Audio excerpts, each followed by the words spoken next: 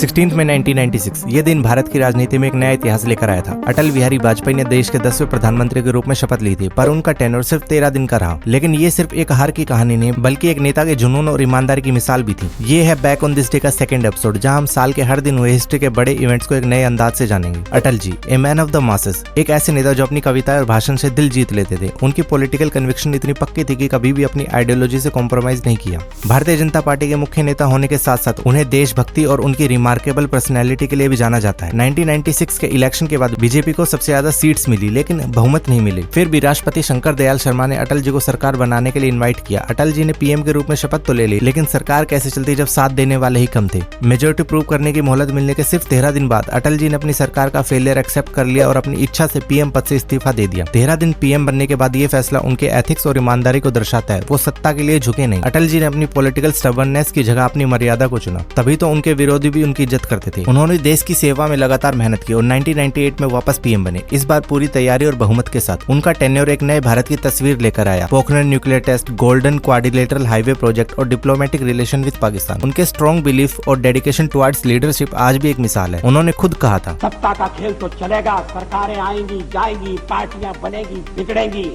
मगर ये देश रहना चाहिए, इस देश का लोकतंत्र अमर रहना चाहिए। ये थी अटल जी की कहानी, a leader who valued people and principle above politics. क्या आपको लगता है कि आज की पॉलिटिक्स में भी ऐसे नेता मिलेंगे? Comment down.